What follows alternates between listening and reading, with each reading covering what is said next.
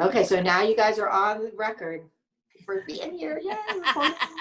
Okay, let's go ahead and we're going to get started.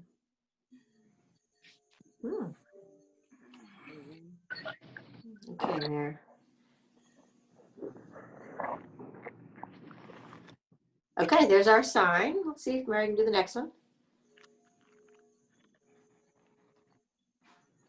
Okay, our group norms. We would like everyone to mute your microphone. Oops, Mary, go back one. So they can see the norms. Yeah, mute your microphone. We're going to go through the whole PowerPoint. If you have questions during the meeting, so if I say something and you don't understand it, go ahead and use the chat feature, and Teresa Henry is going to be answering those questions during the meeting. So she'll answer them during the meeting while I'm on, and at the end we'll talk about them for everyone to hear. But that way all of your questions can get answered. So go to the next slide. That's kind of that one. Okay, our introductions and celebrations. Okay, we have some new staff. We'll do the top ones really quick. We have a new OT in Hazelwood named Caitlin Floark. If you're in Hazelwood, you'll get to meet her. A new PT who's going to be in Rittner. Also a new one. Her name is Megan Graham, and she just got married like during this time, and now her last name is Cummins. So we're catching up on that. And two new APE staff. We've got Tanner Glob in Kirkwood and Mandy Barledge. I had to catch up on her name also in Rittner. So welcome. We're so excited for the two of you, and we'll be really excited when we get in person and you can meet all of our APE group. It's a fantastic group to work with, and I know they're available to help you as well as us. So welcome, welcome, welcome. We're super excited to have you. And our other new addition to our department is our new effective practice specialist. Teresa Henry took Joan's spot. So if you were working with Joan previously, you'll now be working with Teresa. Those are the districts posted up there that Teresa covers, in case you forgot. And if you've been with us for a while, Teresa has been with our department for many years. She has been a staff OT. She has been an effective practice specialist before. She's been our area coordinator before. So Teresa cycled out, went to WashU for a while, came back, and now she's back in the EPS role, and we are super excited to have her join us because she's got a lot of experience, so she's going to be able to jump right in and support you.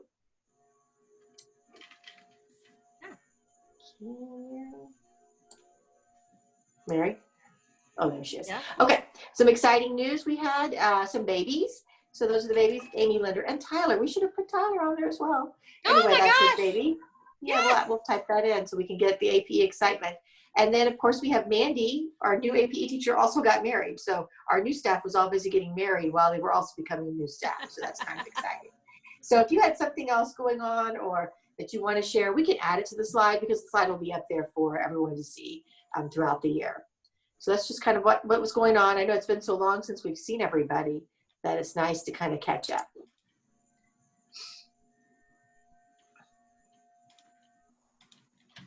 Okay, she's got that to get Tyler typed in. Okay, we're going to go on to our department supply procedures. And the first thing we'll talk about are supplies. You'll see a list that's called bulk supplies. Those are things that we order and we keep in our cabinet at all times. And you could take that if you need it. If the supply is in pink, that means we have some. So if you need TheraBand or TheraTubing to send home to your student, feel free to reach out to us and we'll get it to you.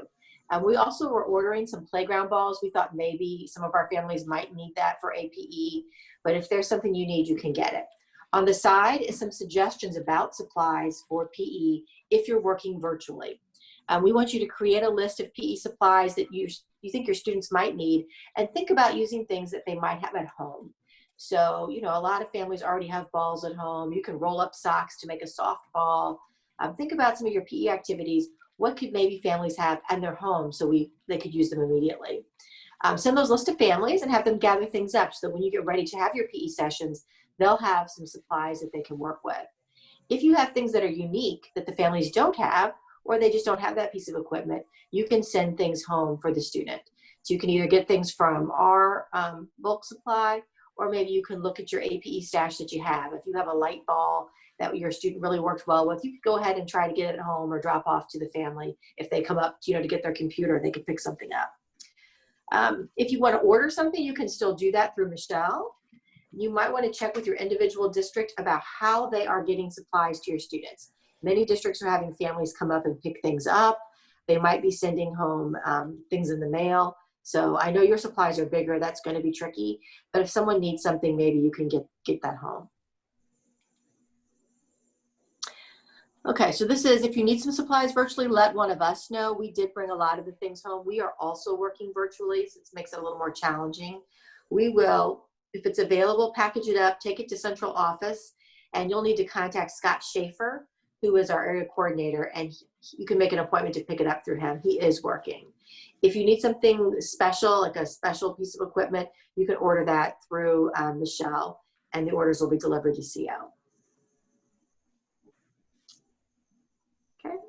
You may want to send some packets home. This is more like for our OTs, but if you have some exercises, if your students are doing an exercise program, or if you have something you want to send home in paper or send home with the packet of academic materials that the teacher's sending home, you can do that. If you need assistance making copies, first I would say try to get into your building, one of your buildings, and make copies. If you can't do that, contact us, maybe send us the piece of paper you want copied, and we can make copies and get it to you so that you can send it home. So not sure you'll be doing a lot of that, but you might be. We still have our shared drives on Google. You have an APE folder on that Google Drive. This will show you how to find them. If you're looking for one of the drives, we have some general drives. We also have one for virtual instruction if you're looking for some tips, as well as your APE folder. The next slide is going to tell you how to make a copy of the form. So for instance, if you want a copy of the attendance form, you don't want to go on the Google site and just start typing, because then you're messing up everyone's. I've done this many times to all of our PowerPoints. So I can tell you that that's easy to do. You should save a copy first and then work on the saved copy. And this is just directions on how to do it, just so that if you're like me, you forget and you go back to the slide. We also have our OTPT Adaptive PE staff assignments posted, and there is a link that should be shared with each of you. We want you to go in. I have not updated mine yet, so I do apologize. You have to let us know if it's wrong. If you say, Terry, I don't go to that school, I go to this school, then I'll go in and change your name.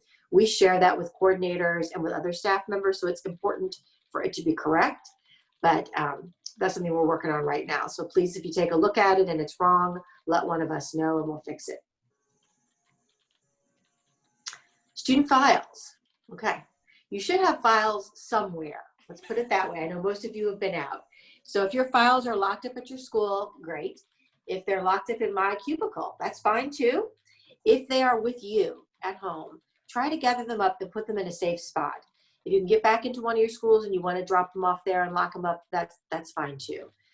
Each of your student files should have a confidential label on it. That's not critical to get today, but once we get back in school, you know, Michelle has those confidential labels and you'll want to fix those up. If you were working on files from last year and you realize we didn't do checkout, we're probably never going to do that checkout. So kind of move past that. When you have time, when you get back to work, when you get back in your buildings, if you need to print things, go ahead and print those notes and compile them together and get them organized. That's not a priority today. Today, the priority is getting your new schedule up and running, figuring out how to do virtual adaptive PE. Those are your priorities. So, you know, once we get things going, you can kind of clean up last year's files and staple them together, and we'll drop those. That's more something we'll do when we get back in person. So kind of don't stress about that. If you have a student that transferred to another APE teacher, try to find out who it is. If you're in one of the very few in-person districts, and you can, I don't know how you could transfer it because you'd be transferring it to yourself, but so really you're probably going to do mostly the districts that are virtual. What I want you to do is share information. So if you know your student went from Parkway to Rockwood, I want you to reach out to the Rockwood adaptive PE teacher, send them an email, and in that email, talk about how you contacted the family during the spring closure. Were you able to do any activities, you know, live? Did they like an email? Did they ever respond to you? If they did respond to you, what kinds of things did they do? What kind of technology did that family have access to? All those things that you took you all spring to problem solve, let those people know in an email so they can get started where you left off. If you have any notes that are electronic, meaning you did your notes on your computer, you could forward those to them. If you did them on paper, I mean, don't worry about them. I don't know that they were going to read them in depth anyway. If you're missing a file or you have a new student and you don't know them, look them up on Phoenix. So if you can't you can't get access, I think you do have access, but I'm not sure about APEs. I think they have countywide. You should be able to look up any student, look at the most recent IEP, look at the APE goal, look at the APE progress note, so you have some place to start. If you have files, you don't know where the kid is, try to reach out to us so we can get that to the right person. If you'd like to order, you have about $100 every year to spend. You can certainly spend it on sending some supplies home to kids if you want. Keep in mind that's going to last you the year, so you don't want to blow your whole wad here the first month of school. If you need something that exceeds that amount, which sometimes happens with APE equipment, let us know, and we'll see if it's possible to get it this year. When you fill out the requisition, you have to do it completely. Scott Schaefer is going to be your area coordinator for any special order you do through our department. So you'll want to keep this slide so that you remember that. You should indicate where you want the delivery. I think right now they want most deliveries to come to central office, just because we're not sure if warehouse is delivering quickly to the buildings. Each district has their own requirements, so I don't know all 22 school districts, if we're allowed to deliver things to their buildings. If the requisition is for less than $25, Michelle can't process it, so she usually waits until more orders come in for that company, and then she purchases it. We try to get our supplies towards the beginning of the year so that you can use them throughout the year, but we're a little flexible on that deadline. Okay, this is a picture of the requisition form. Those forms are found on our Google site as well as right on the main SSD Life under forms. So if you need a copy, you can always ask Michelle and she'll send you one. Michelle's our secretary, and this tells you how to fill out the form. So we're not going to go through it. That's something you would want to refer to if you were wanting to make an order.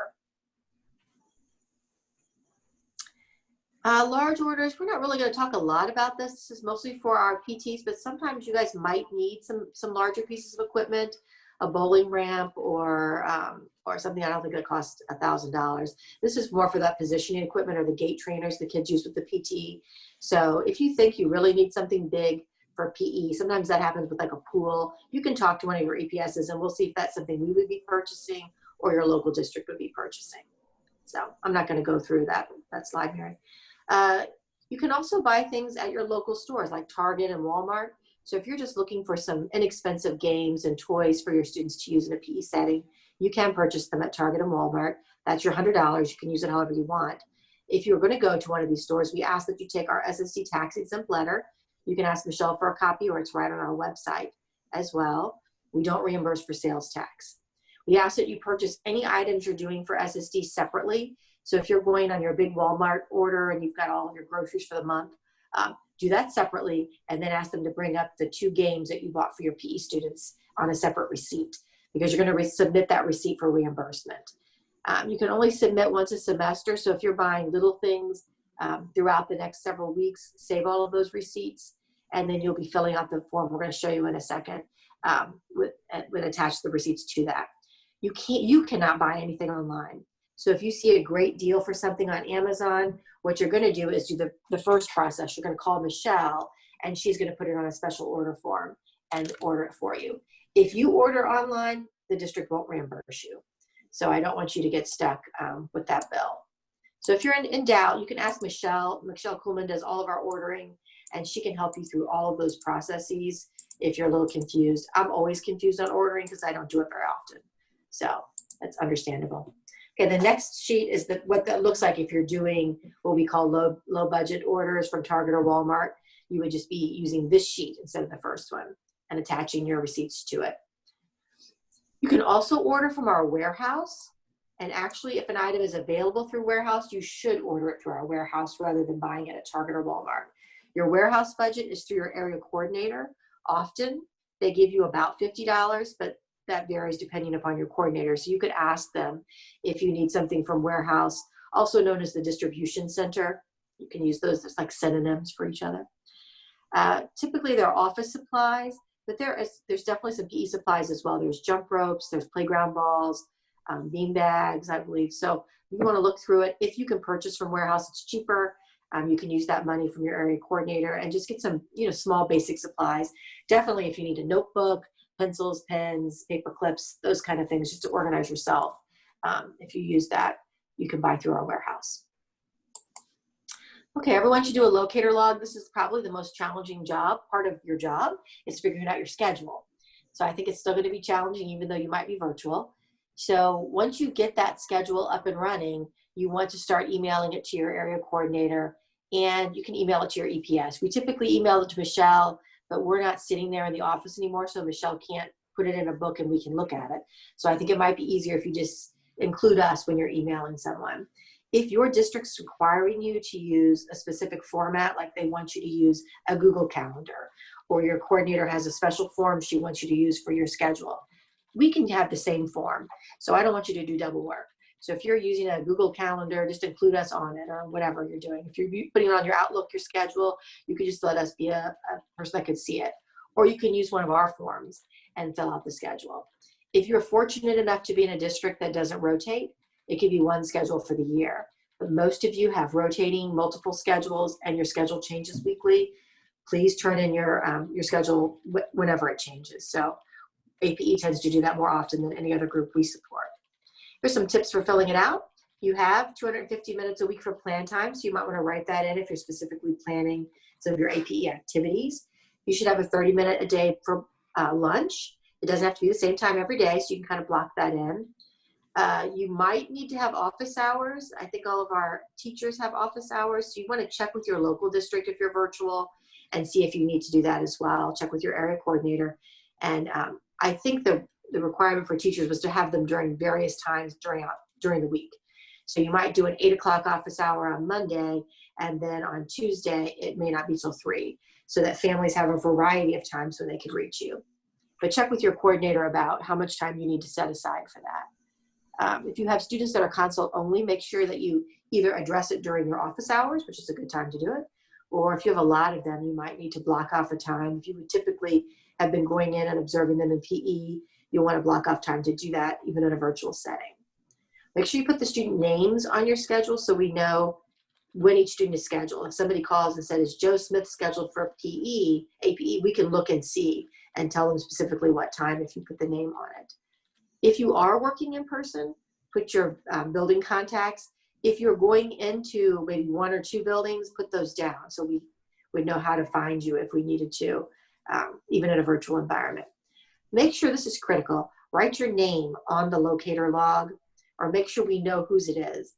You know, sometimes they send in, and if we start saving them to our desktop and your name isn't on it, we no longer save the email it came in. We don't know whose schedule we're looking at. And it's okay if you want to post it on Google and you know, SSD Google for your teachers to see as well. You can do that. Okay, professional responsibilities. We still are going to worry about equipment. If you're in person and your student is using any kind of big equipment, we want you to do a safety check before you let the student use it. You know, to make sure that it will hold them up. If you're working with a student in a gate trainer or a stander, you want to reach out to the PT and ask to be trained again on how to use it properly, how to lift the child in and out if there's any changes from the past. Even if you've used it before, I would touch base with your PT and make sure that you know how to use the equipment safely. If you're using something like a swing or a trampoline, make sure that it looks very sturdy. If it's not, you want to call Chris Beardsley, our carpenter, and have him come out and see if we can repair the piece of equipment. So those are all directions if you're using equipment. If you're working in a virtual setting, I will tell you it's a little more challenging. You're not going to be able to check the equipment, but make sure you tell your families to, if you're working on a PE activity, that they should be in a space with lots of room. So if their child loses balance, they won't hit their head on the table. If they need a mat to do exercises, ask them to find a soft place or a carpet, not the hard floor. You know, look at those kinds of things they might be using and make sure you're encouraging the families to be safe, just like you would be if you were in person. Okay. Virtual services. You can use any platform that your district is using, and I would suggest you try to use the platform they're using. You want to try to schedule students just like you would for your IEP. So if you have 30 minutes a week of adaptive PE, you should try to see the students for 30 minutes a week of PE. You may be pushing into the general ed PE or pulling out. We'll talk about some tips for doing that, but you should be working with that student for what the time is on the IEP. So this is different than what we were trying to do last spring when a lot of you were just sitting home activities. Some of you were doing some sessions, but many of you were doing more of emailing activities. We want you to try to schedule time with students so it's live on a video conferencing platform.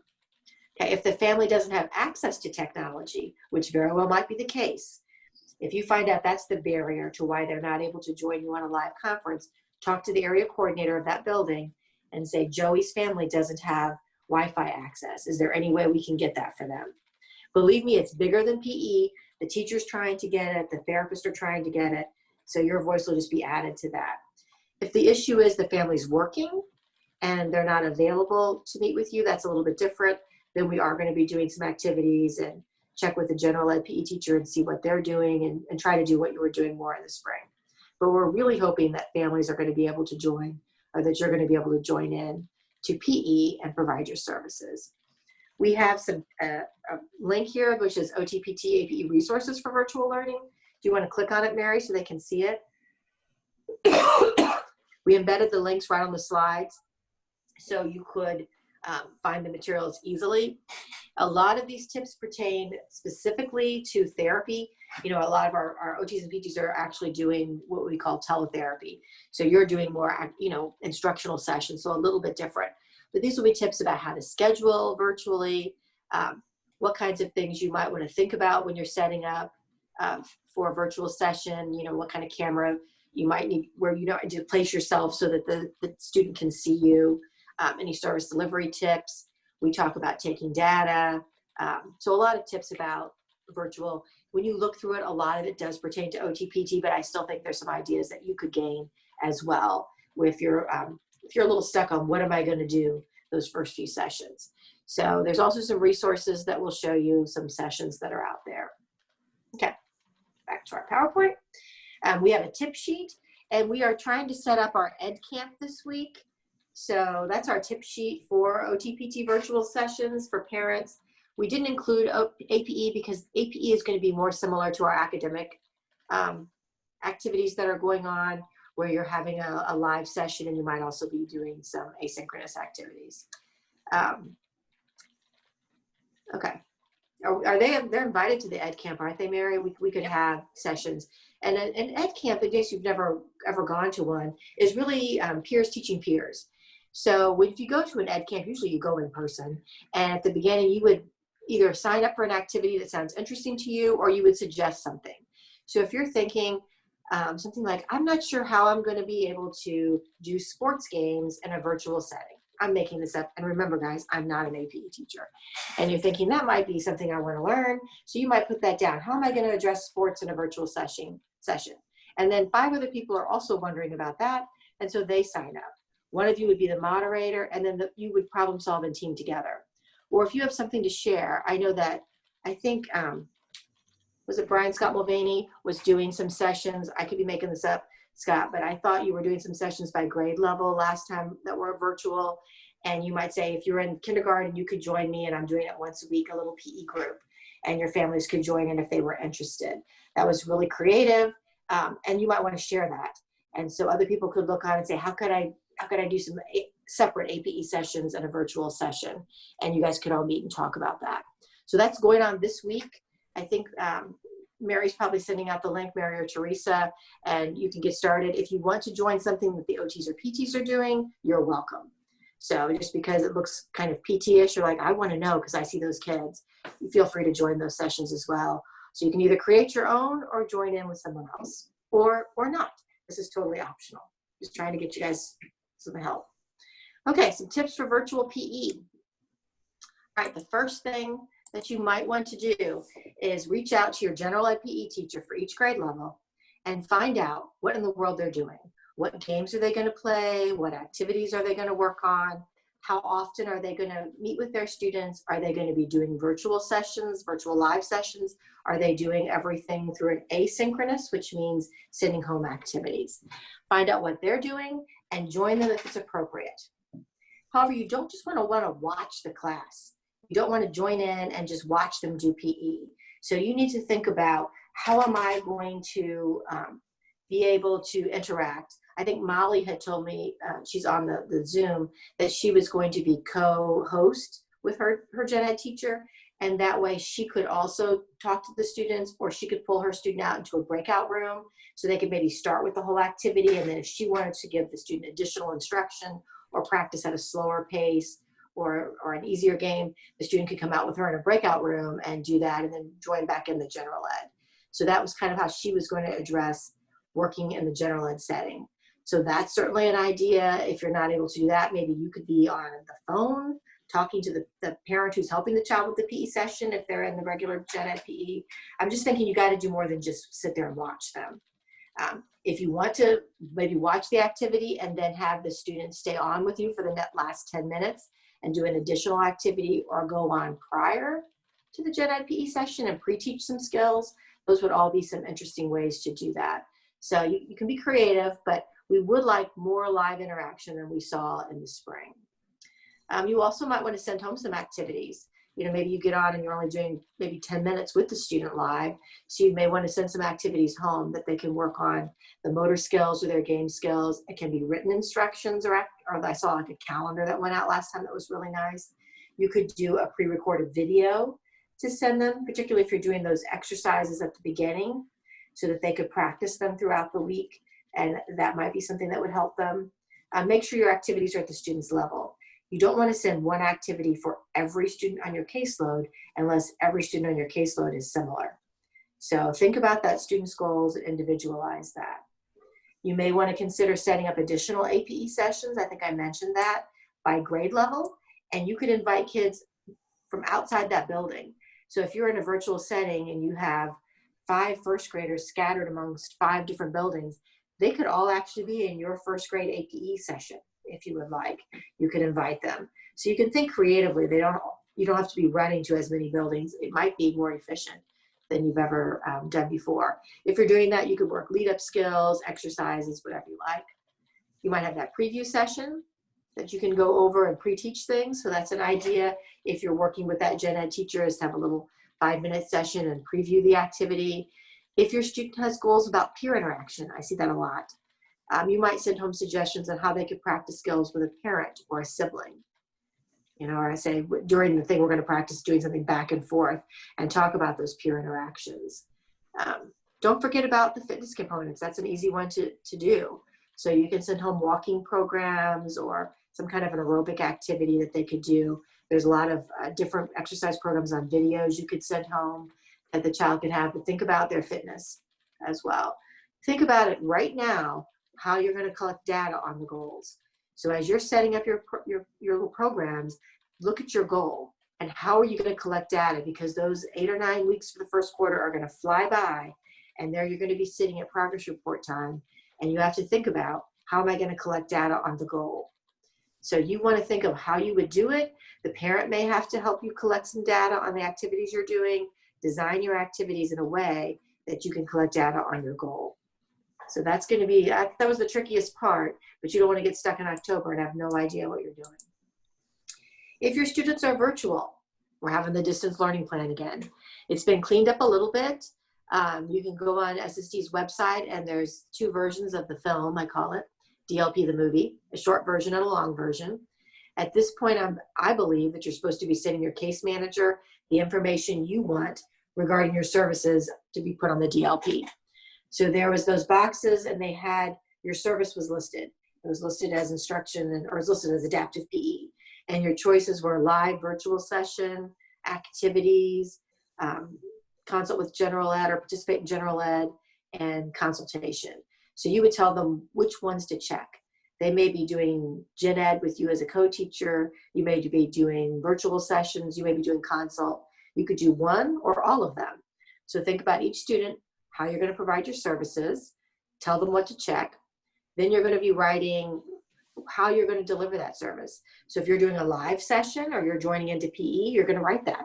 So you'll say, I'll be joining into the first grade PE session once a week or whatever, if you're on one of those rotating schedules. Or if you're going to maybe set up a separate first grade APE classroom, you'll say the students could log into my first grade APE classroom on Monday or Wednesday if they want. So kind of write how the family is going to get your information. If you're posting activities or a calendar, where are you going to post it? So if you're like, they're going to go on to Schoology, if you're in Parkway, there's Schoology accounts, and I'll have exercise is posted weekly for them to do, or an activity calendar. So think about how your students are going to get that information and then delineate that in the DLP. Okay. When you're describing your activities, try to use the broad goals that match your IEP. So if you were writing that they were learning, let's say games, rules for games, game rules and concepts, that's what you guys do sometimes, then make sure when you're talking about what the child is doing, you're going to be doing activities to improve understanding concepts and game rules. Does that make sense? Because parents complained that activities that went home didn't necessarily pertain to their child. So we want to show them, and that could be true, or maybe they did pertain to their child, they just didn't see the link. So show them how the things that you're sending home pertain to their IEP goal. There's links here so that you can, if you're confused about how to do a distance learning plan, you can click on those. There's samples and what you would put in it. So that information goes to your case manager. The case manager puts it in. It's reviewed every 2 weeks. And so your stuff may change every 2 weeks or monthly, depending upon the activities that your PE teachers are doing. So you can kind of keep it up so the parents will know what to expect. Okay, documentation for you has not changed. We still have all of those components. We have an attendance sheet. I think Stacy updated it, and I was trying to get it loaded in, and I think that didn't happen. So maybe Stacy could send it again to Mary. I think she blocked off the holidays. That would probably be more successful than sending it to me. But you should mark your attendance, whether you saw the student virtually, whether you sent home activities, whatever you did, make sure you note that. You should be keeping either daily or unit progress notes. Sometimes in elementary, the activities change so frequently, it's easier to do it after every session, but maybe in high school when they stick with a sport for 2 weeks, you may only want to write a couple of notes, depending upon their progress. So that's kind of your choice. You can use a narrative note or a checklist. Some of you have little checklists. You can continue to do that. I would do the notes just like you did last year. You should keep a written record of any consultation that you're doing, and that includes consulting with the family. So think of them as just another educator that you're working with now. If you do any kind of training, make a list. Like if you were, in person and you were training a TA to do something with one of our students, you could document that in your notes. And you should have a data sheet every month. You should take data on the goal exactly as it's written. So you're going to do that virtually or in person, wherever you're at. So make sure you're taking data at least monthly. Some of you take data at every session, and that's great.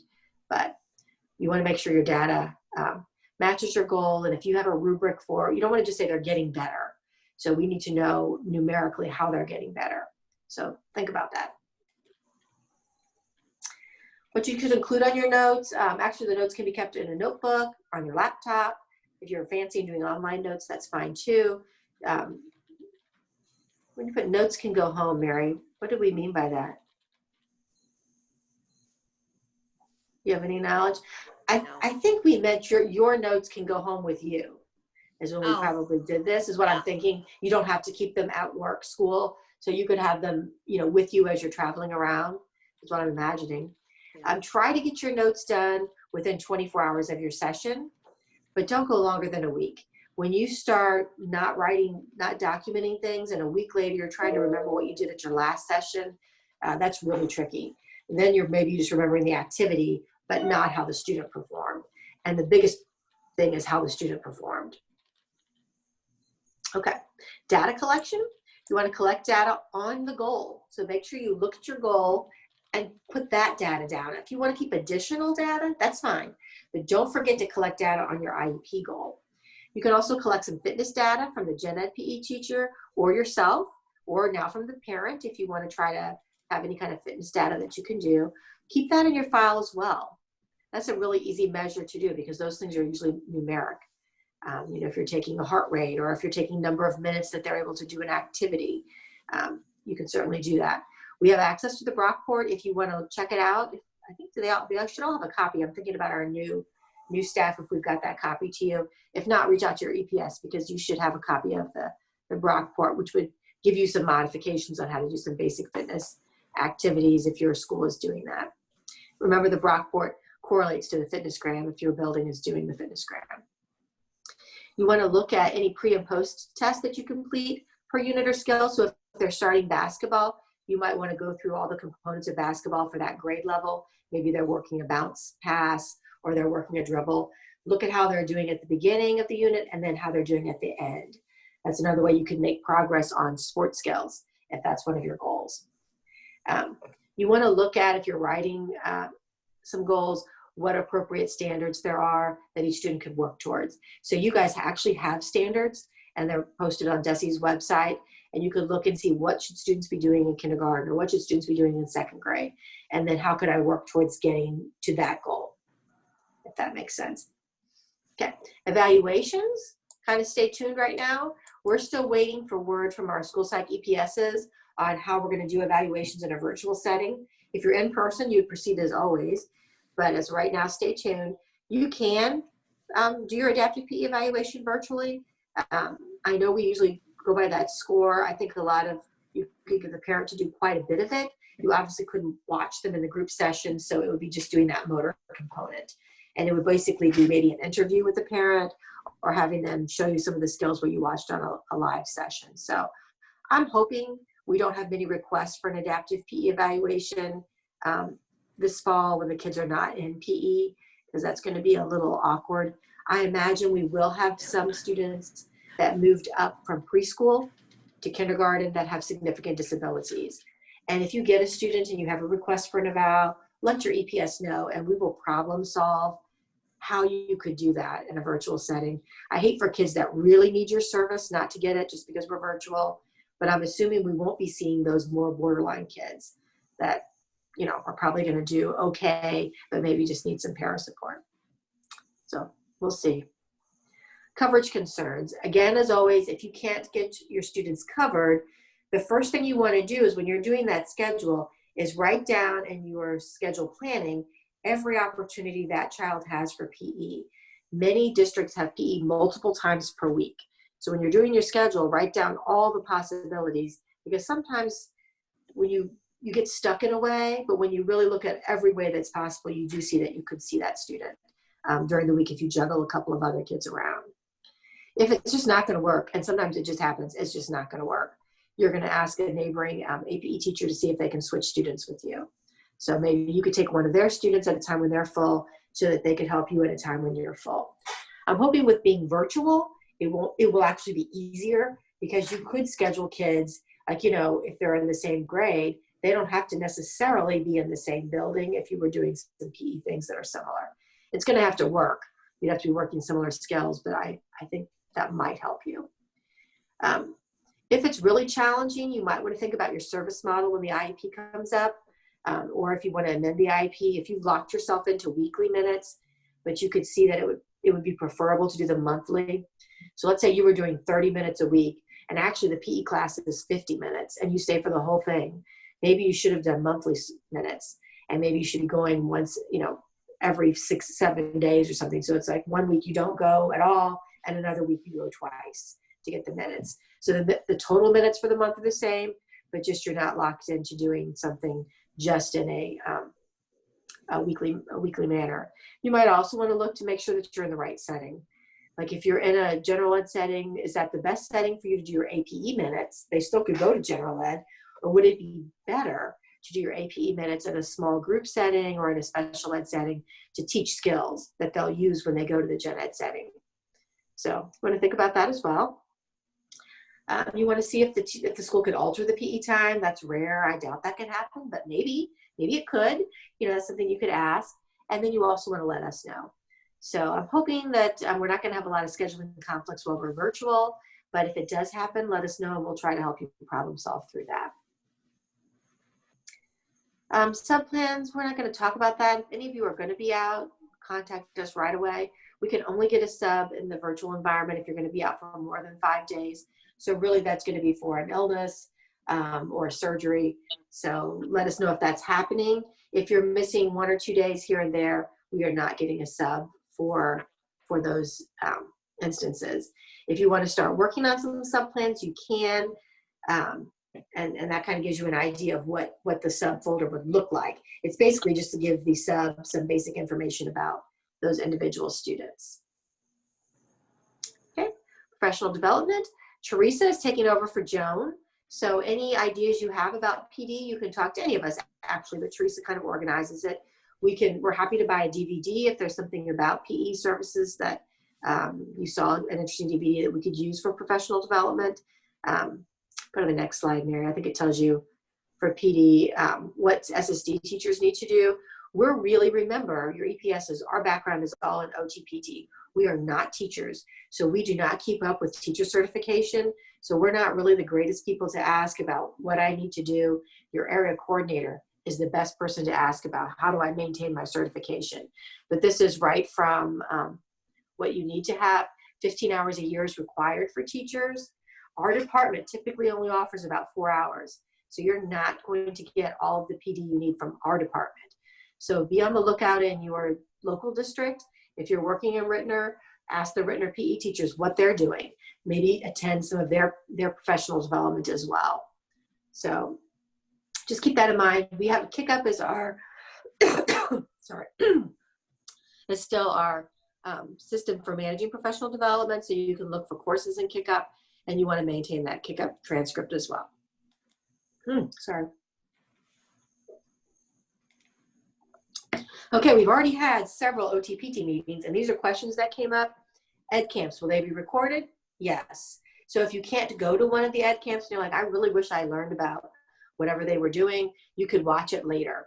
So if you're super busy this week and can't go to any, don't worry, we're recording them.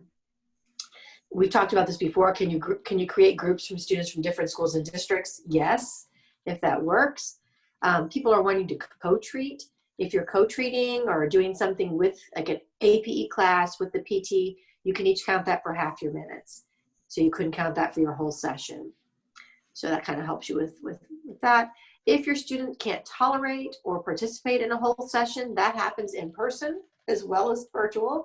So you want to give it a try, of course, and then talk to the family about how they could participate better. Like maybe it's a different setting.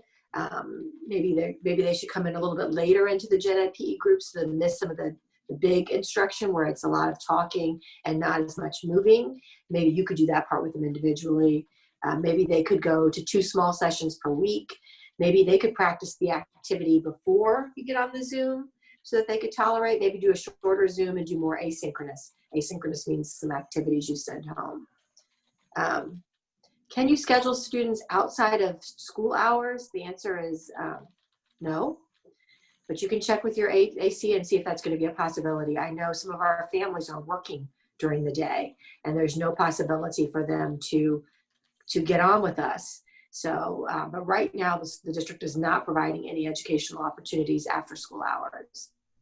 And it says, do I need permission to do an in-person session with someone who's not the parent? And at this point, the answer is no. If the parent has arranged for someone to watch their child, we're allowed to do, and they're logging in, for the child, we can go ahead and have them do the session if you need an assistant with them. So those are some questions we had. I think Teresa's been furiously monitoring the back channel chat. But Teresa, are there any questions that you think the group?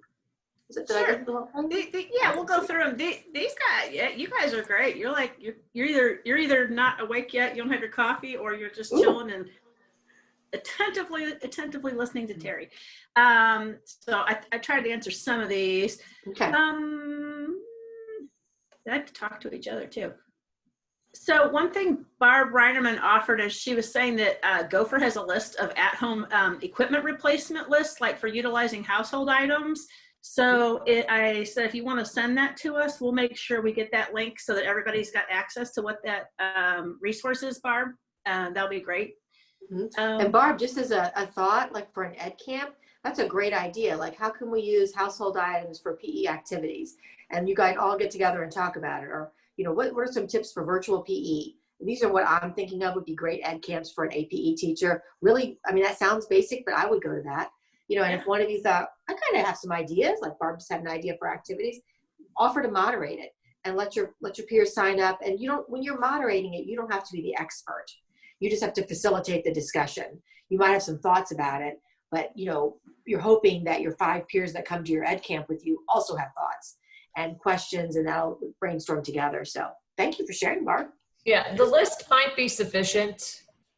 I mean, I'll send the link to Teresa so Right. you can share it with everybody and we can go from there, but it's possible that just having that list would be enough, right? I was just trying to say those are some ideas, and the ed camps can be a half an hour. They don't have to be like an all-day presentation. You know, it can be a quick. Sometimes just chatting is helpful. So thank you for sharing. Yeah, I agree. Some of the favorite PDs that OTs and PTs ever did in the past were some of those make and take things back in the days when we would come to central office and room 6061 and like just bring supplies and have centers and stuff. Like people love those ideas for how to make something out of nothing. So that's kind of the game we're playing at home right now. And we've done that with APE as well. Those kind of sessions are fun. So there were comments about equipment orders. If staff ordered stuff last year before the cutoff, before December, and like still haven't received it, what's their process for searching for those items? I would start with Michelle and make sure that it was ordered. There were a few boxes when we were at central office that we didn't open. I think Mary and I saw some of the boxes. We tried to look quickly. So some of your orders might be sitting at central office. Scott is working. So if Michelle thinks they came in, we can have Scott start searching and he can call you, and then you would go up to central office, call Scott and bring it out like a curbside. If you've gone to the public library, we're going to try to set up something similar. I don't know how it's going to work, but we'll give that a whirl. So I would start with Michelle and see if she can trace, you know, where you had the equipment. If you bought it for your area coordinator, if you were buying a basketball hoop for a specific school and your coordinator was buying it, start with her secretary. Any more questions, Teresa? Those are good. Yeah. So there was a question about if the warehouse was available for walk-in shopping. And so I sent a message over to Missy Morris. I know that typically you could go visit the warehouse and you could tour and see what was available there if the catalog wasn't sufficient to look at.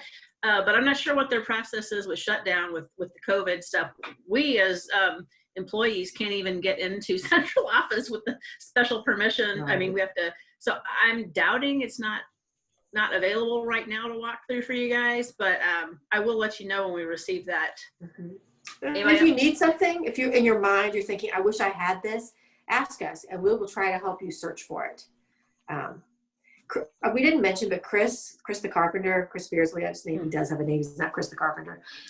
He is available to make things. He's at his workshop. So if you need something made and we could send something small home with families, I mean, there's always that thought, how's the family going to get this? But if you have, like, he made those little stompers. Do you remember that when you put like, it's like looks like a little balance beam kind of thing, and it's on like a seesaw, and you put a ball on one end and you stomp on the other, and then you catch the ball. I call them the stompers. He's made those for some of our PTs before. So if you think of something that's like, gee, I think you could make this out of wood, Chris could make it for you, and you could maybe send something home. If a family's picking some items up for the school, maybe they could pick that up if you think that'd be helpful. I think, you know, I'm just looking at my neighborhood. A lot of the kids have some really nice, what I call PE kinds of things. I see lots of balls in my neighborhood, lots of badminton going on, you know, with those light rackets, just kids playing outside. So I think people have some sports equipment, which will be nice that you could at least modify and get started with some things, hopefully. So here's a question about service delivery. Can students from different schools see each other during a virtual live session? Yes, the students should have signed a release. So if you're not sure, you can ask your case managers. But if they're going on Zoom sessions with the classroom, they have signed the release for confidentiality. So then they could. So this actually opens up quite a possibility for APE, because if you have like students across schools, maybe you can have a little group now. Whereas when you're driving around to the schools, the children are stuck in their schools. There's only one in each school. So you're like, I wish I could all get these kids together. It would be fun. And instead you got one at a time. So it could be a strange advantage. Yeah. You know, for scheduling, maybe not. It just depends. I was thinking they would have to be doing, most of your kids are in general ed. So you would still want to be working on the same activities. So it depends on how your district works, if they tend to do similar activities during the year, or if every school is its own Lone Ranger. And I know that's going to vary. You know, some schools will be doing their own thing, but others, like maybe if everybody in Ladue is going to play a similar game to start, everyone starts with soccer. I don't know. That's probably not happening. As a related question to service delivery here, one of them involved the technology piece. So if you guys were integrating into Gen Ed and you were trying to do something collaboratively, virtually with your teacher, you're probably going to need to talk to them about the settings, how they have it set up. There's a question about breakout rooms. Do I have to be, how do I, what access do I need to be able to do a breakout room? I think you need to be the And- co-host, so you got to talk to Yeah. that teacher and see if they'll put you on so that you could also take over and get that set up. That's another fantastic idea for an ed camp, because I wouldn't know how to do that. But someone said it, I'm like, well, that sounds really cool. I might like to do it. But like, how do you just do it mechanically? Like, I talk to the teacher and then this is what I'm going to do. This is how I'm going to share my screen or how I'm going to get the kid in. I wouldn't know how to do that. I'd be Googling it and watching YouTube videos, but an ed camp might be even better. So, you know what I'm saying? If you think I might want to try that, but I have no idea, suggest that as a topic. Can we also speak to the DLPs a little bit more in terms of how we get them and how we get our information back to the teacher? I would start with checking with your area coordinators in your district. Each district did it a little bit differently, as usual. The DLP document is for the case manager to fill out, and it's run through that same Qualtrics survey that it was run through in the spring. So you can go on our website, the main SSD website, and look at all of the resources. If you look at, if you get on the main website, you'll see there's resources for distance learning. You could click on it and then go to the one for educators. You can watch a movie about it, DLP the movie. And Alan Weed is our director. He goes through it and you can see the forms. You can see him clicking through the forms. You can see how it's gonna look. That's what the case manager's doing. You're not doing that part. So you don't need to know how to click through the forms, but I thought it was helpful to see it. So you know what you're inputting. And once you see what you're inputting, you'll see it's not much. And they already have an IEP that talks about the services they need. This is really the plan for 2 weeks, how we're going to be interfacing with the family or whoever they have on the other end for those 2 weeks. That's what the DLP is really all about. So some districts are doing like a big Google sheet where you can list your whole caseload, and then you put the little categories, which box to check, and then you have a comment box. Like I'm going to do, PE with the general ed class at 1 o'clock weekly or something like that, 1 o'clock once a week. I don't know how, that's where you're going to need to check with your Gen Ed PE teachers to see what you're doing. So if you're going to try to push into Gen Ed PE, you want to make sure you get that set up and then let the parent know, I'm going to be on the session on this day, because the kid may or may not show up to all the PE sessions, but she might for sure show up on the one you're going to be on, from that standpoint. Or I'm going to be doing a preview session, at this time, 9 o'clock on Monday, or this is where I'm going to post my activities. And I would use the teacher's site, your special ed teacher site or your own APE site so that people could go on and see it, but use the platform your school is using. So I think you should watch the movie first, the DLP, the movie is my suggestion, and then reach out to your coordinator and ask them, how are they getting information to the teachers? Does the district have a form? Or are you just supposed to email each case manager the information?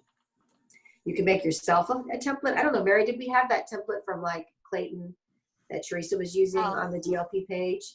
Yeah, let's see. Okay, let's go. Can we go back and then share the screen? Yep. Okay, wait 1 second. We're going to show you what they were using in Clayton as an example. And I know Rockwood had a form as well. Okay, so if you click on, this is an example of, click on the first one. This is a template that Clayton used. I mean, you could use this template if you think it would be helpful. It wasn't the whole district that used it, but certain buildings. Certain buildings, okay. Yeah. Teresa used this when she was in Clayton, let's put it that way.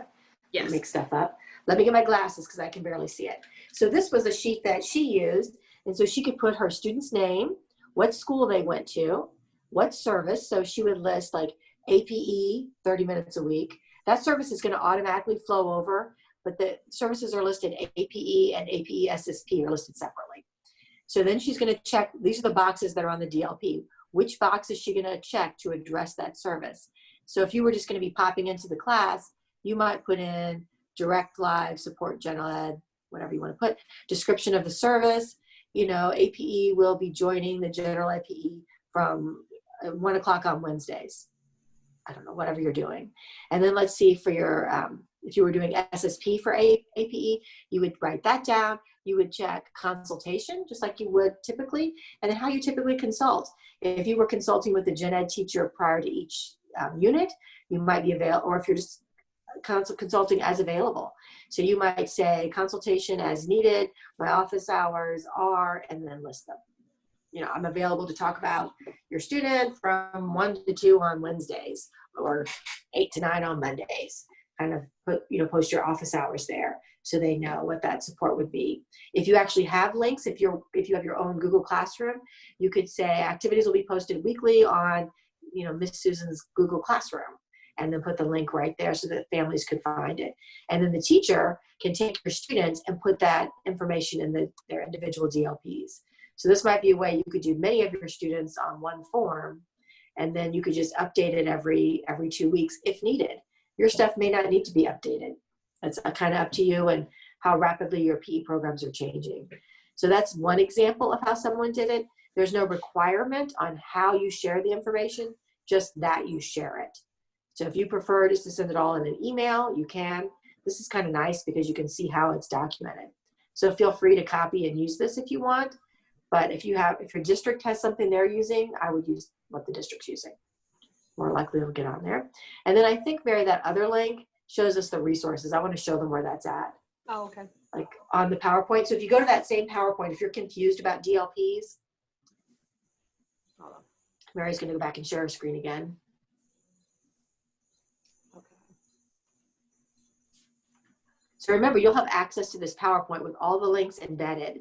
So if you are having trouble finding things, which I think that is challenging, so right underneath is the SSD distance learning plan information. And if Mary clicks there, that takes you to the SSD's main site and all the information they have. You want to click there, Mary, so you can see it? Yeah, trying to get there. Okay.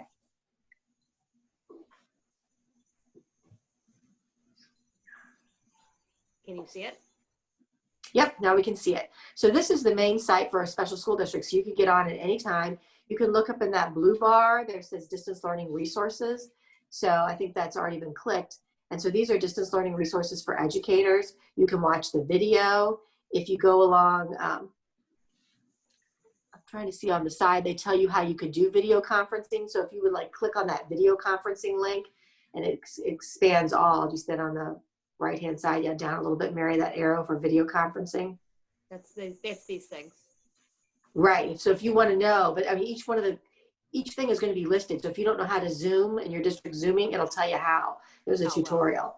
So you could look and find out all your information here. So if you're thinking, how am I going to do something? You can look and find it.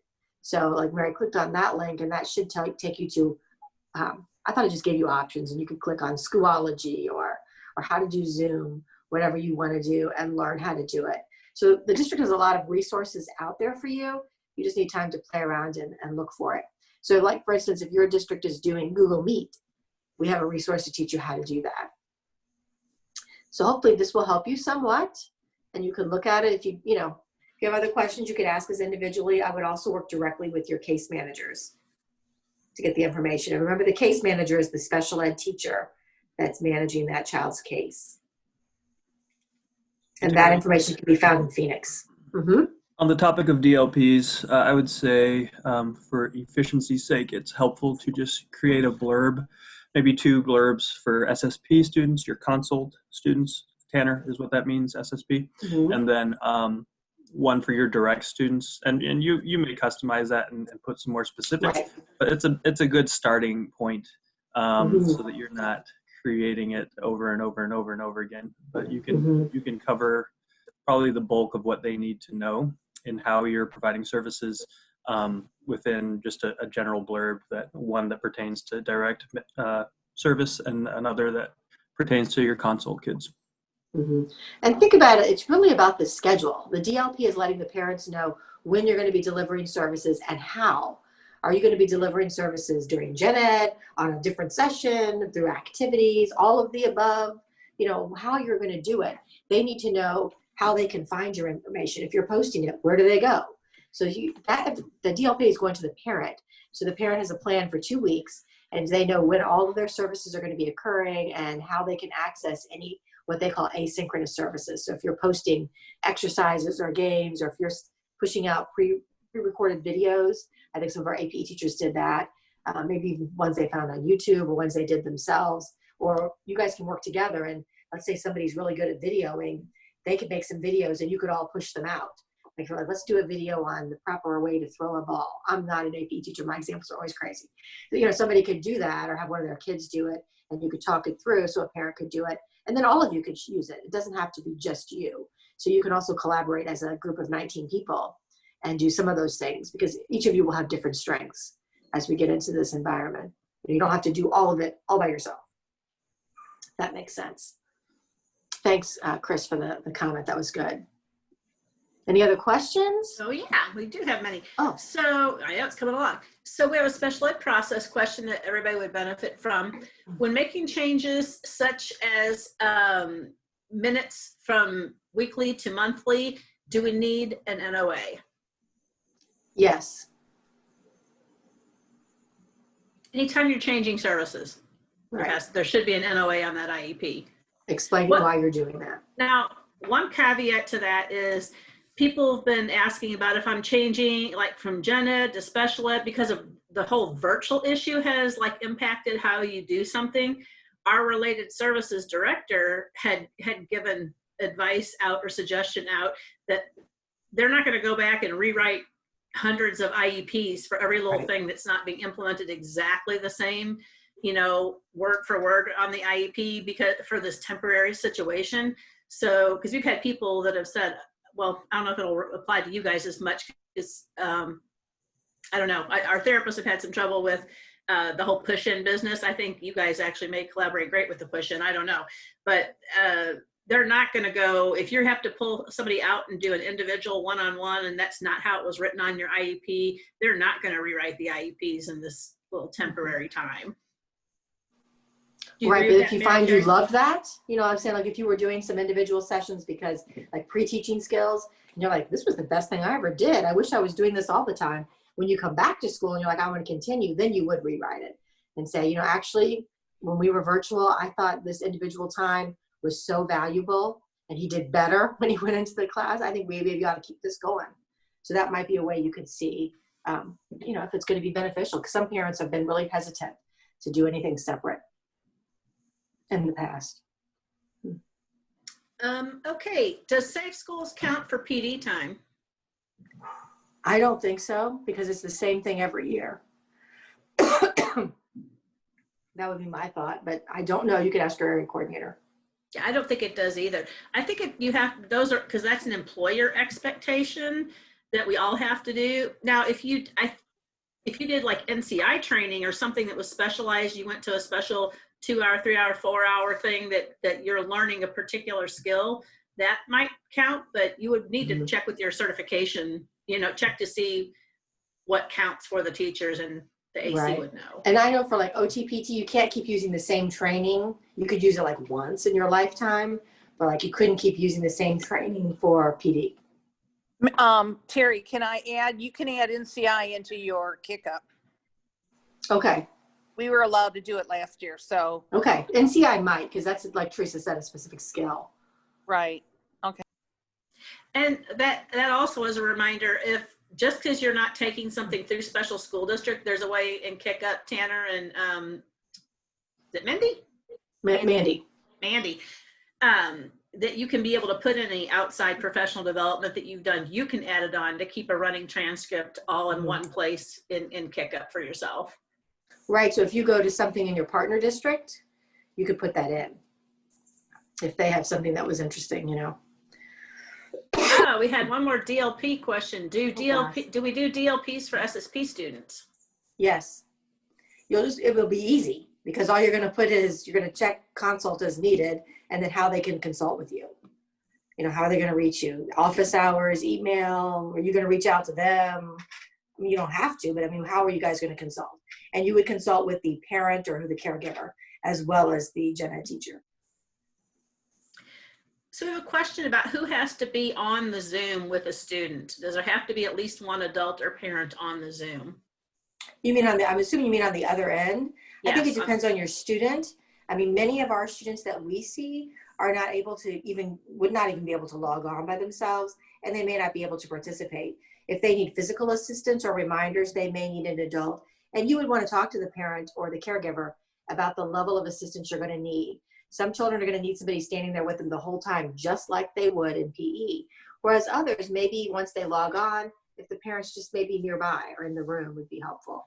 And then some of your older students might be able to log on. Like I'm thinking some of our high school students or our older students that have fairly good cognitive skills might be able to log on and do the activity and log out just like they would any other academic subject. So it's going to vary.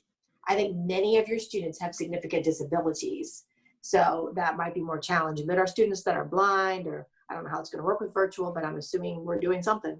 You know, our kids that have better cognition may be able to do it independently.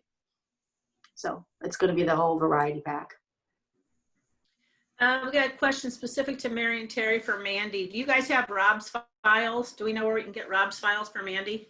I replied to her, but yeah, Okay. I assume they're at Wyland, but he checked out with Angie Faust, who is his AC. I don't know if that's going to be yours at Mandy, but I thought he left his laptop and everything with her, but I don't know. So we have a question about our facility. Go ahead.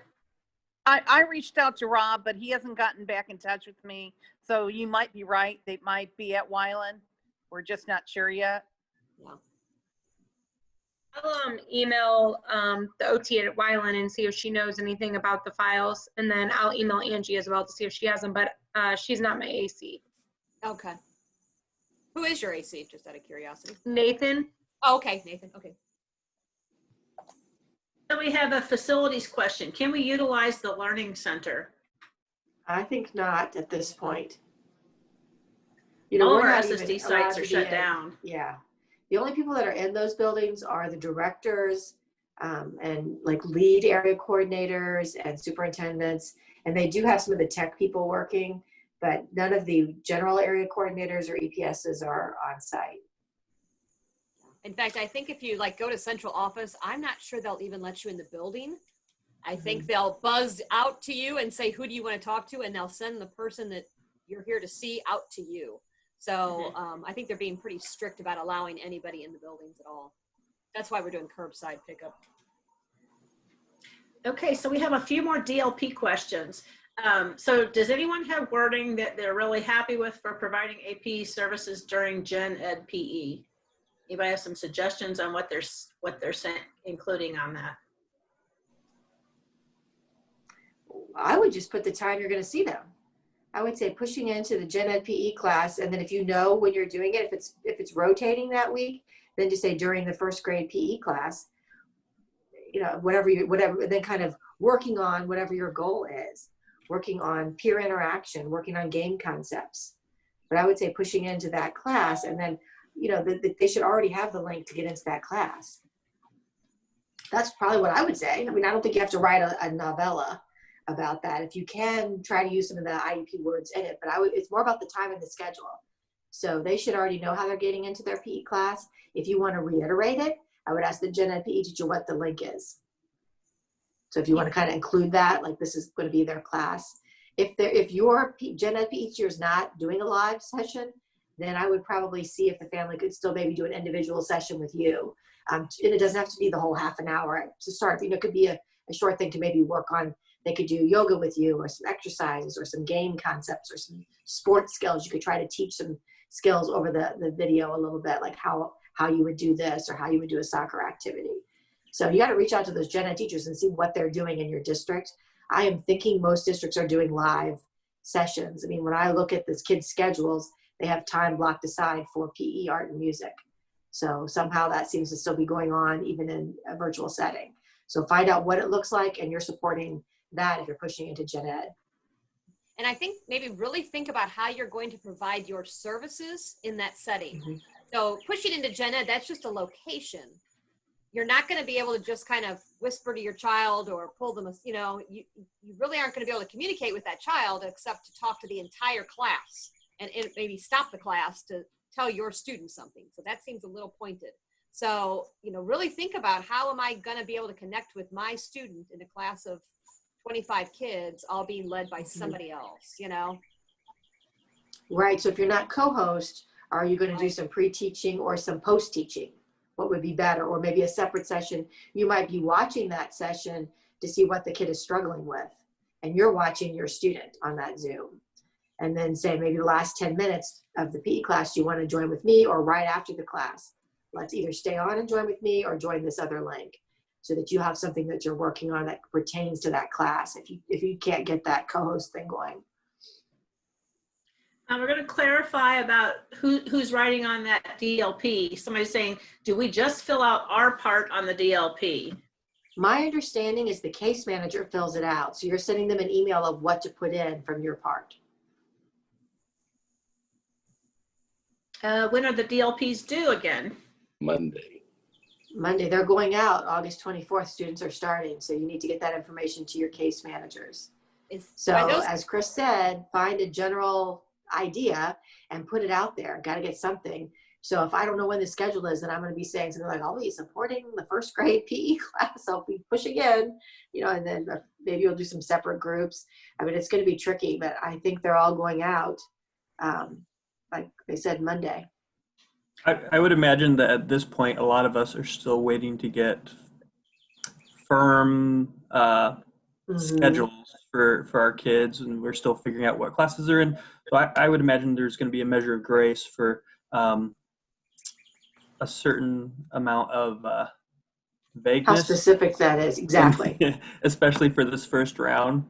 That's my thought and what I expect I'm going to have to deal with. So probably the rest of us as well. I don't know as far as specifics on time. You just may not have that information available. I know I'm running around till the final bell to get all the schedules. So I would suggest don't get hung up on trying to get that info because you're cutting it close for your case managers as well that are needing to get that stuff inputted. So, and you could also say that you'll be doing PE and your schedule will be posted on Schoology or whatever you guys are using. If you're posting activities, you'll say the link for join. I'll post it then, or the specific schedule will be posted once the PE classes are set up, because I know they keep changing the times.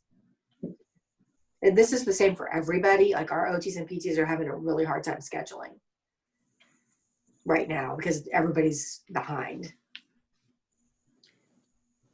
Okay. Well, I have one question. I've been taking notes during it and kind of been quiet, but now I got to get this figured out. The locator log that you guys are asking for now, is it just like the old time when we were in person? Do we have to accumulate all the schedules and then find out when Johnny is going to PE and find out when I'm going to serve him, and then go on to the and put that on our locator log and send it to you?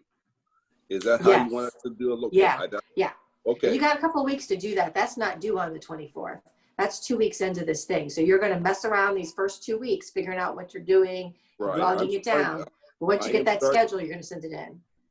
Yeah, I've got only one schedule from my case manager so far. Okay. And then I've been communicating with my case managers on these DLPs, and basically I'll get it done that way. Okay. But I was just on the locator logs. I just want to make sure we're doing it the same way as we did it last year based on the school schedule. Okay. Right. And we got a couple weeks to get that done. Okay. I understand. Okay. So there was a suggestion here in terms of that whole integration with Gen Ed, and the suggestion was we could send a private message through chat. Our kids are almost certainly going to need to have someone there helping them, so we could also text or chat with a para that's providing support for the student. So we're talking about having some multiple forms of communication happening during the session, possibly. Okay, does that mean we can expect that paras will be in attendance with classes? No, I think they're thinking parents. Oh, okay. That would be my thought of parent. And that there is a way that you can use Ring Central to do a phone number if you want to text. Some of our PTs in North County were using that to connect with families. So you're not using your own personal cell number. You don't want that out there with everybody. So if you go through like the Ring Central app, You can use your cell phone, but the phone number will look at something different. And then you could text with families if that's an option to do as well. I think that might be difficult. I would rather almost do the breakout room, I think would be easier. But for some families that might work. Or like I said, I would maybe want to either do pre-teaching or post-teaching. I think it's going to be difficult during the session because they're not going to be in the middle of a game because they're literally going to be virtual. I'm trying to imagine what the PE teachers are doing.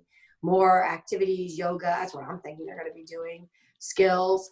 So you could be watching your student and you maybe could either give them some tips before or afterwards, or if they could break out and come with you so that you could talk them through it.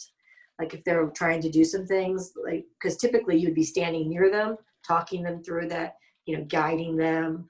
And that's going to be hard to do in a big class. So that would be a great Ed Camp topic. And you guys could problem solve together, because I know some of you have already got some good ideas of suggestions, and together you might figure some great things out. You mentioned Ring Central, and so I was just going to bring that up. I'm mainly thinking, I guess, for like me and Mandy, I don't know, like I heard that you might need to have your extension number, and I don't even know like how to find that. It's your SSD voicemail, right? Or something like that? Yes. Well, your SSD voicemail, you want to get that set up, and Teresa can help you with that. It's somebody that you call and they'll set it up. Ring Central app I think something you download. I'm not sure. I've never used it. Text service. You get set up with text services. Okay. For Ring Central.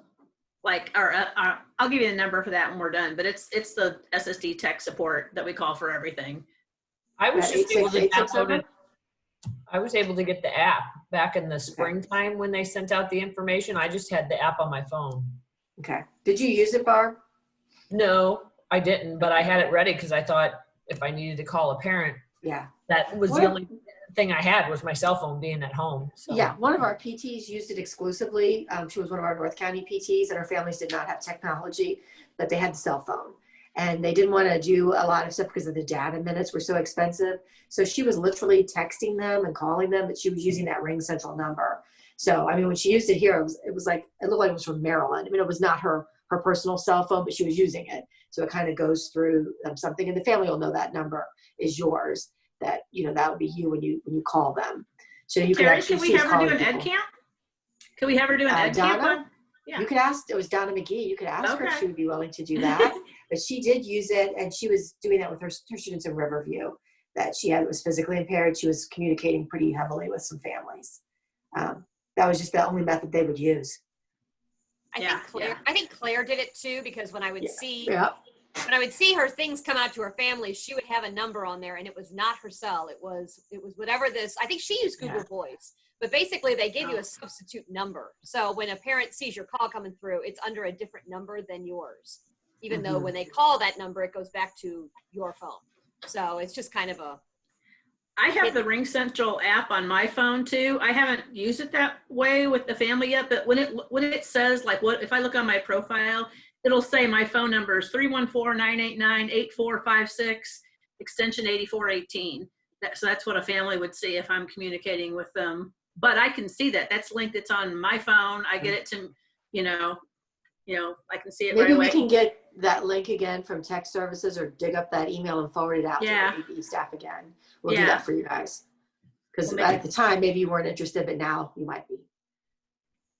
That might be a way to communicate with. That would work if you had somebody with the kid and you could text them, tell them this. It might still be difficult. I would think that if you're having a parent or a caregiver, I mean, it could be a different caregiver working with the kid. If it's the same person, you might want to set up a Zoom with them so that you could go over what kind of cues you give, or if you're going to use a visual schedule, you might make that and send that home with the person and say, hey, I always use a visual schedule. And we start with PE exercises, and then I let the kid pull it off. And the next thing is a ball game or whatever it's going to be. And then tell them how to use the visual schedule. Because I know that really works well for some of your students in a PE setting. So you might need to send that home so that the person standing there with the kid has the schedule. It's not going to be that helpful for you to show the schedule, maybe. But for many of our kids, they need that tangible pulling it off. We've got Velcro, so you could make them, if that's helpful, draw the darn pictures. I don't care. I think Scott can laminate some things if we need it at central office. He was laminating the other day. So, if you need something It's like, this really works for my student. Send it home for the parent, because I know parents sometimes are struggling to get the kids to comply as well, or the caregiver, whoever's working with your kid. We had a comment here, which I think is helpful to think about. Somebody said that that their district would have paras available. So it's a really good point to ask your teams, like, who exactly is supporting our students? The ones on my caseload, is it, find out, ask those questions. Is it a parent? Is it, who do you have, who should be reaching out to talk to and collaborate with? I think the paras are virtual also, though. I don't know of any para that's going into the home. So the paras would also be in the same situation you're on. So again, they're not going to be able to communicate. I don't know how they're going to communicate with the student in a gen ed setting. That's the little problem you want to solve. And there's several ways to do it. So you got to think what works best for your student, you, and that para. Paras can certainly go on and help you collect data. So if you have a group and you have multiple kids, maybe the para could join you just like she would in PE and say, can you help me watch? I'm trying to watch for this certain behavior, or for them to do a certain thing. Can you watch how they're doing it and let me know? I'm going to watch Susie today, you watch Joey. Next week, we're going to flip. So the paras could certainly be very helpful if you have multiple kids in the gen ed class that you are supporting. We have a question about mileage. If I have to travel to my schools, can we still put in mileage? I would think you could only do it between schools. That's the typical mileage rule. So from home to school, no. But if you were And also working, for the schedules, do we put that in our schedules? only if you're driving. I mean, I'm saying, right, if you're sitting at home, you wouldn't put time in for mileage right now. You'd rearrange the schedule later. But if you were in a place that you're actually going from building to building, you would. I would imagine some of you have to work on site, even though you're virtual, but I don't think you need to drive around to the different schools. I would think if you could go and sit at Parkway Central Middle, that's where you have office space, I would sit there and see all my students. I wouldn't go and drive to one of the schools unless for some reason that's helpful. Like maybe you need some PE supplies that are only at that elementary school and you're able to get into the gym. Wouldn't you think you wouldn't need to drive to all the schools? No, in fact, I would probably call ahead and see if they're going to let you in. Yeah. So like some of our schools, like for early childhood, we had testers going to different schools, and we were told that they would not allow non-employees in. And they may or may not consider you an employee if you're only running in there once a week to see one kid. They've got their list of full-time employees that are there. So you might call Then ahead. they want you at your main building. Right. They may want you just to stay in one spot and not move around. Mm-hmm. So we've got a PD question that Mandy's asking, but it may benefit everybody from hearing it as a reminder. How do we log our PD hours, and what's the format for turning them into DESI? Those are all logged in our Kickup system. So if you do any kind of PD through special school districts, they will send you a code, and you'll do the code afterward to show that you attended. It's called Kickup, and that's all on our main website. You should be able to log in. And so anything you do through SSD is already put on your transcript. If you want to put additional things, you would input it, tell your area coordinator, and your area coordinator approves it. So the area coordinator is really who works on your professional development. And I'm guessing that gets sent to DESI. I don't know. So a good question for when you meet with your area coordinator. They could explain that more in depth. Do you guys have anything to add, Mary and Teresa? No, sounds right to me. No, I know there's a way to add courses in that you attend outside of SSD. Yeah. And if I can find that information. Yeah, it's right in there. If you to add an outside thing, you can add it, Yeah. but your area coordinator will have to approve it. Right. Right. But there is a way to add outside courses because, we all do outside courses. So. What I don't know, this is a question, maybe one of you educators can answer it for us, or for me. So that process for getting your stuff to DESI, does that get sent into DESI, or do you guys just have to hang on to it in case you're audited, or does HR submit that to DESI automatically for you? Does anyone know? Have you been asked, or? I submit it to SSD staff. and then that's all I know that happens to it. Okay. I think SSD handles that through HR. I think they do too for the teachers. I think that's That's their HR responsibility to keep you as an educator, And I think your area coordinator is going to monitor your professional development. So if they look at kick up as part of your evaluation, remember, we're the effective practice specialists, so we're here to support you in PE practices, but your coordinator is the person who's doing your evaluation and is really responsible for making sure that you have the correct licensure. So if there's a question, you want to refer back to your area coordinator and HR to make sure you maintain your certification for PE. And we are at the end of the formal questions that were coming through chat. Okay. If anybody has anything else that's burning that's come up, that's all we had in our back channel. Are you guys feeling feeling like a tiny bit better? Have any more nuggets of information than before you started? A plan to move forward, a phone a friend. Okay, Tanner's got a phone a friend. I know Tanner's got a phone a friend. Everybody needs a phone a friend, honestly. Yeah. If you feel like you're out there just swimming alone by yourself, make sure you like are partnered up and you have some like APE friends that you're reaching out to and bouncing ideas off of and just keeping your sanity. Mm-hmm.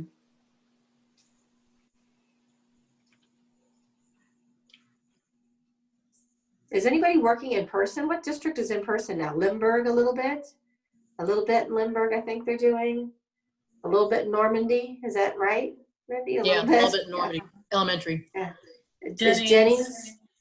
Are any of the students actually showing up? Because we heard from our OT that not many of the kids, most of the kids have chosen virtual. I have not contacted them yet. That's my goal. Yeah, because we heard from the OT that many of her students chose the virtual option. So out of all those kids, I think she only had a small handful that were going to come to in-person services. So I have 2 students in Jennings, so I need to reach out. Yeah, find out where they're going to be. For all the distance learning people, how many of you guys are being required to work from your buildings? Good question. Not me. No, everybody's home? Go. I thought Rockwood is requiring it. I don't know that any of my Rockwood APE teachers are on. Rockwood is requiring you to work from your building. I think Parkway was a choice. Limburg is from the building. They have kids at Limburg, so the little ones are coming. So I think you stay the whole day. I think Ladue they preferred, I think that you're supposed to work from Ladue is how I understood it, unless you had the combination. Well, my daughter works for Ladue Middle School. She's a special ed teacher over there.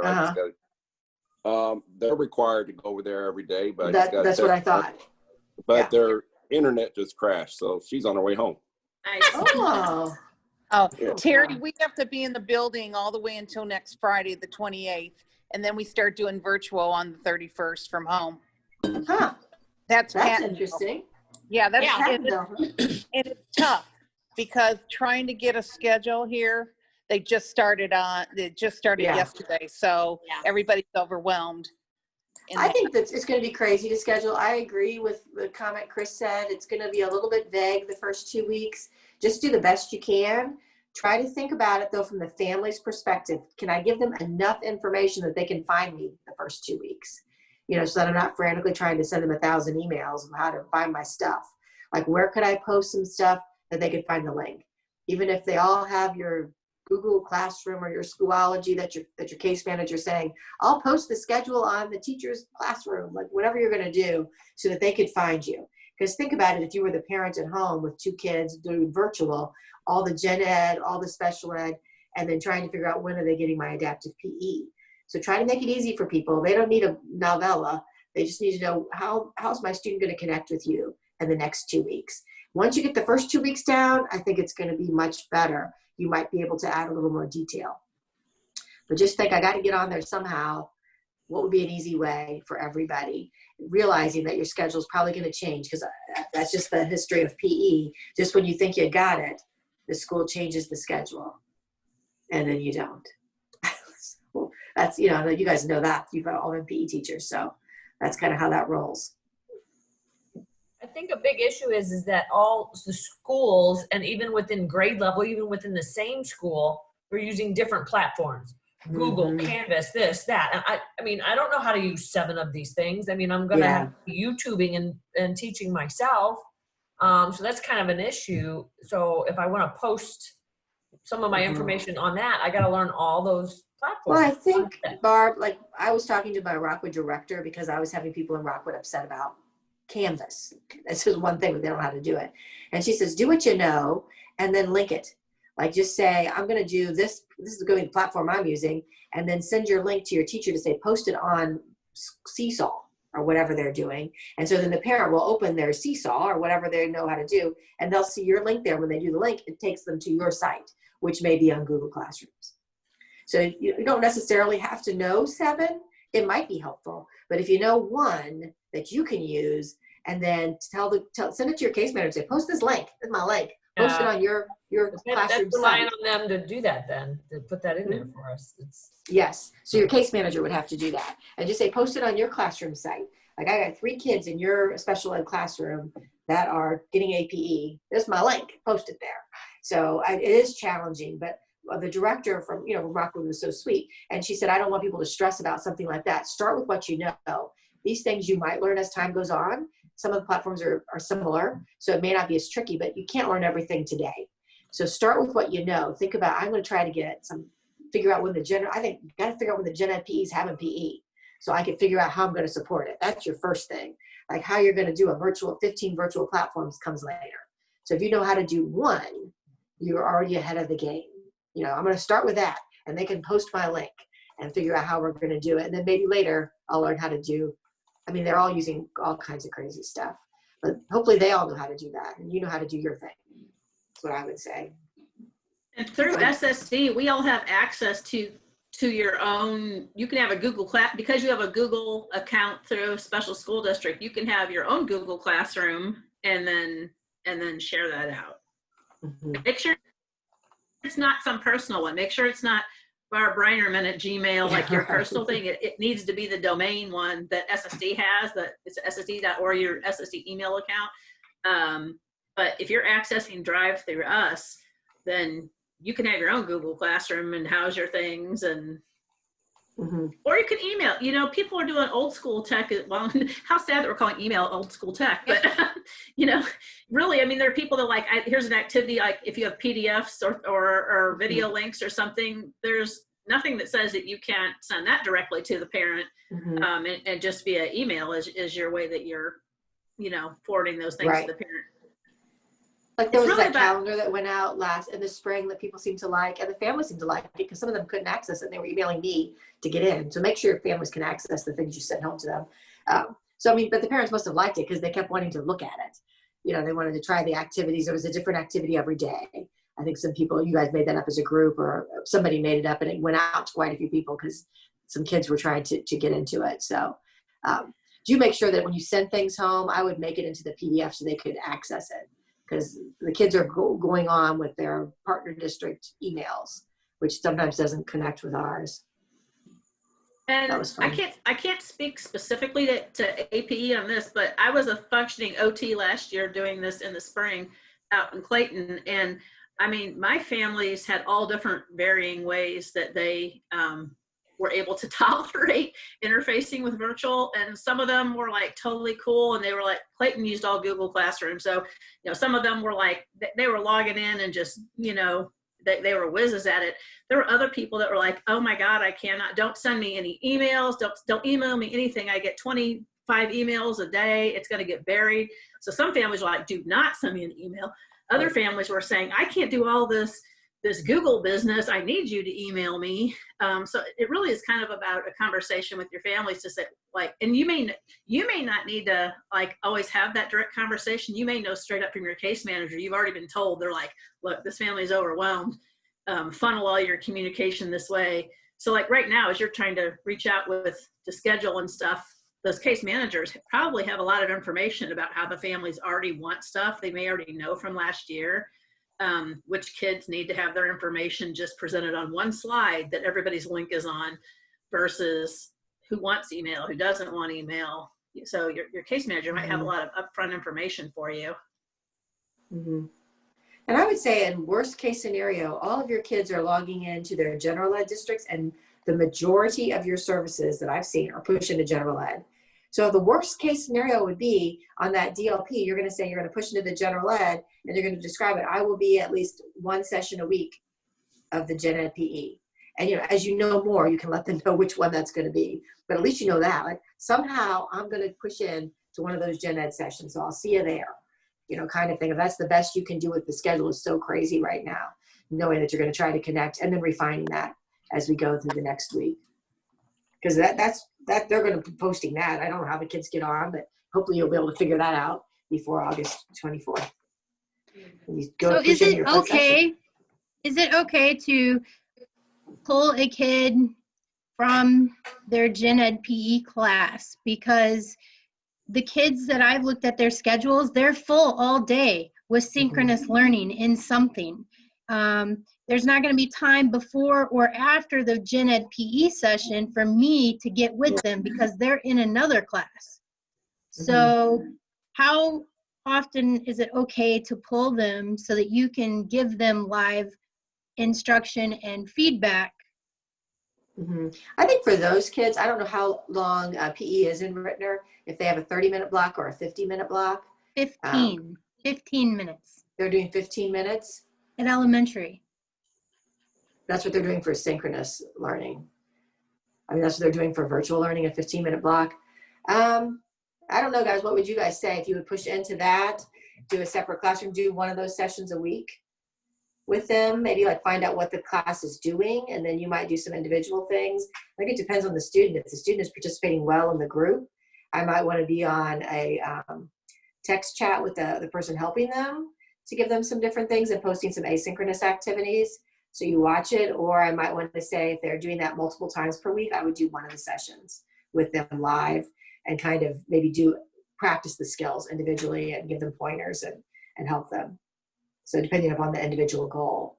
But You know, it's okay to take them out of the gen ed class at least once if you need to. So then you guys are gonna have to work through with the IEP team and the family. So if they want your services, that's gonna be what they're probably gonna have to do. One thing that I've thought about in regards to that question and pulling kids out of classes, normally a lot of our kids may only be getting gen ed time during specials like music, PE, art. And it's, for a lot of families, I think we all hear often, like, that's really important to them. Yeah, they want them to pick up the skills, but that social time is really important for them to be with their gen ed peers. And then I'm thinking maybe even more so now, even though it's a virtual version of being with their peers, coming out of, or not coming out of, being still in this season of isolation, maybe even more so than ever, parents might not want to lose that time or have their kids pulled out from gen ed time. That's true, Mandy. Even you're looking at the gen ed schedule, most of your students won't be following that to a T. Many of them have special ed services that may be asynchronous and synchronous. So I would talk to the case manager about some good times to maybe do some PE activities. And if they're only going to 15 minutes a week, I think it could be, you wouldn't do a whole half an hour session. They're thinking they're not going to tolerate that. So you might do some things. You might do some pre-recorded videos. Let's say they're doing the PE warm-up routine. Let's say maybe that's what they're doing. Then you might do some pre-recorded videos of modified activities and send it home that they could practice. So they're still seeing something live, but it may not be in real time, but the student could see a video of someone doing it. So it's not just a piece of paper. Would be another option.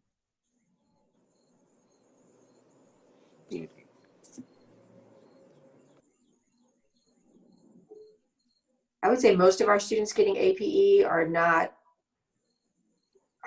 primarily not getting a lot of general ed class time. There's those few categories of students, maybe students that are just physically impaired, just visually impaired, that will be following those gen ed schedules rigorously. But many of our students with autism and significant cognitive delays will be primarily with their special ed teacher. So the schedule will look somewhat different. And I do know you're not a related service, but all over the information that's gone out to parents is that related services staff will be pulling kids from gen ed and special, gen ed time, just like they would in person.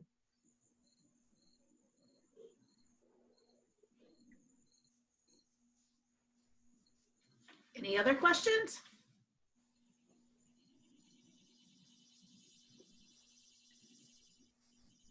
All righty.